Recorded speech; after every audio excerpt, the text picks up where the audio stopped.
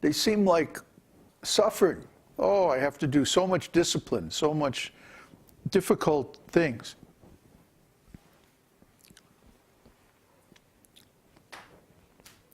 So this is because we're in a diseased condition. See? In the normal condition, the candy tastes sweet. When in the normal condition, transcendental life is very sweet. Krishna, his name, his qualities, his pastimes, his character. I mean, the nature of Krishna's character and personality is so wonderful that it's impossible to describe. He is the friend that we're all looking for. He is the lover that we all crave. He's everything that we want and need deep inside.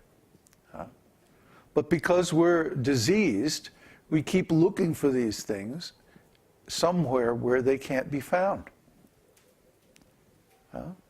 Why? Because we're conditioned. I like to tell the story of the drunk.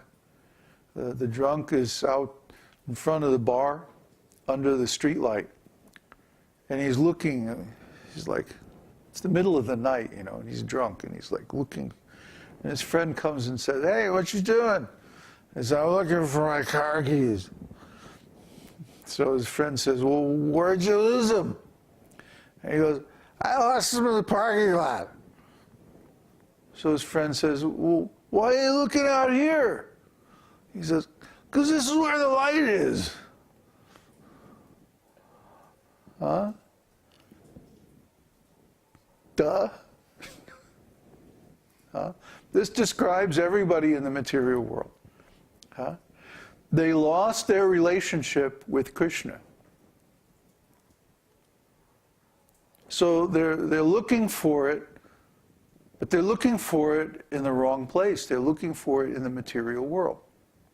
Why? Because that's where our senses are. That's where our mind is. That's where our body is.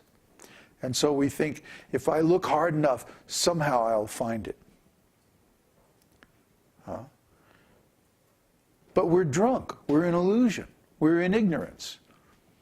We're looking in the wrong place. That's not where we lost it, so that's not where we're going to find it. See?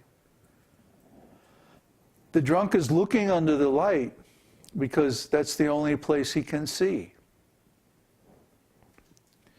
But if he wasn't drunk, he would say, "Oh, I'll go get a flashlight and I'll look in the parking lot where I lost them." See, that would be intelligent. But because he's lost his intelligence, he's looking in the wrong place. So the same goes with us. We're looking in the wrong place. We're looking in the material body, the material mind, the material senses, the material world. And we're not finding what we're looking for, are we? You have to admit that first. Let's be honest.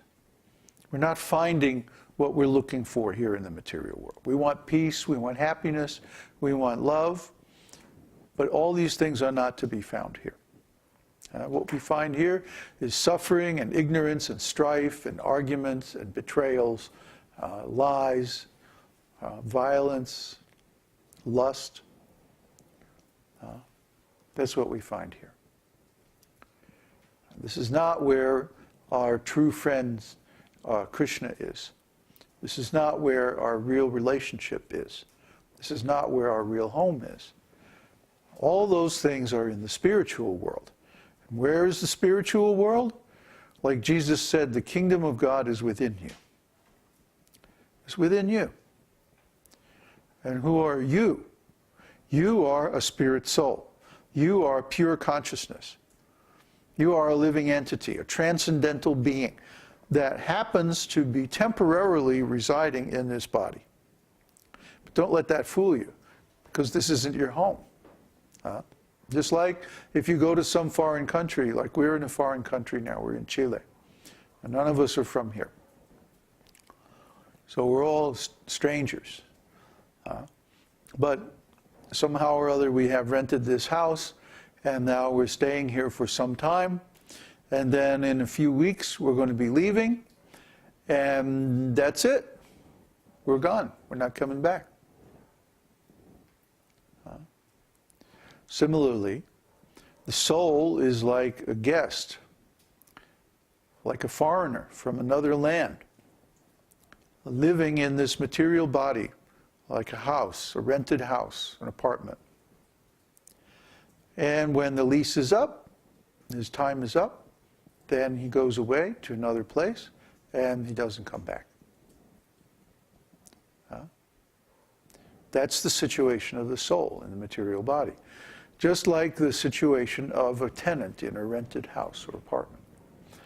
And when he's done with that place, he gives it up, and he goes and travels somewhere else and takes another place.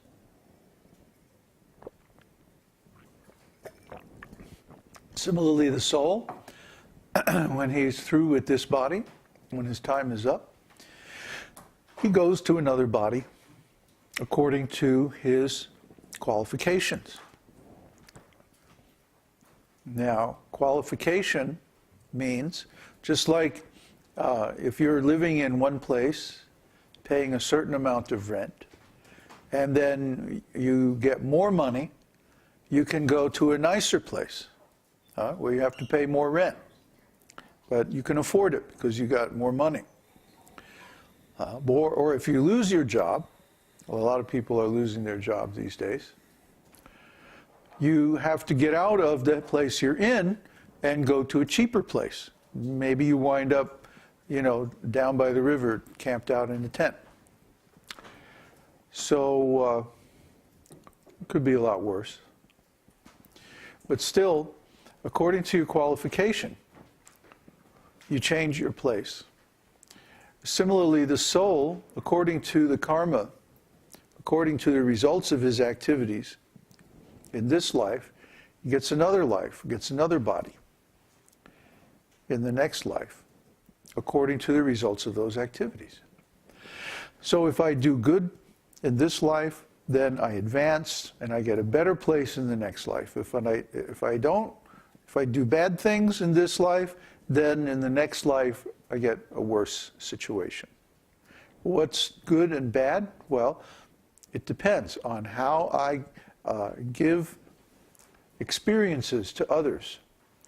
If I give experiences of pain to others, then I have to go through those same experiences in the future. And if I give pleasure to others, then I get enjoyment in the future. Usually it's a mix of both.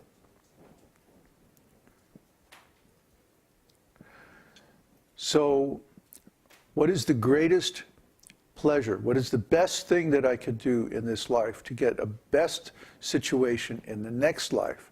It's devotional service to Krishna. Just like when you have a tree, you could go with a watering can and you could water each and every leaf, each branch. Or you can just water the root of the tree and then you automatically water the whole tree. So we can try to serve or do something nice for each and every living entity. And that's a beginning. But it's much more efficient and much more effective to serve the root, the origin of all living entities, and that's Krishna. Krishna means the Supreme Personality of Godhead, the source of all. Krishna, the word Krishna means the source of all pleasure, the reservoir of all pleasure, the origin of all enjoyable things. So when we chant Krishna, we are invoking the complete whole, the original source, the root of all existence, the supreme controller, the source of all energies, the creator, the knower, the doer. Our original and only real eternal friend. Now that's Krishna.